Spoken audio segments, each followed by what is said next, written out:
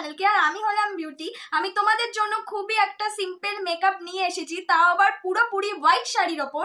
আর white শাড়ির ট্রেন্ডিংটা এখন অনেক চলছে, তাই আমি ভাবি যে 50 টাকার মধ্যে একটা হোয়াইট শাড়ির লুক দেওয়া যায়। আমি হোয়াইট আর পার্পল দুটো মিক্স করে লুকটা দিয়েছি। আর এটা খুবই অ্যাফোর্ডেবল প্রাইসের মধ্যে করেছি, মাত্র 50 টাকায়। তোমাদের ঘরে অলরেডি 50 টাকার জিনিস মোটামুটি সবার ঘরেই থাকে, আর ইজিলি আর খুবই সিম্পল প্রোডাক্ট দিয়েই আমি এই মেকআপটা কিন্তু করেছি। আর এই মেকআপটা কিন্তু সকালে বিকালে দুবেলা তোমাদের যখন খুশি ইচ্ছা তোমরা কিন্তু ছোট থেকে বড় সবাই করতে পারবে।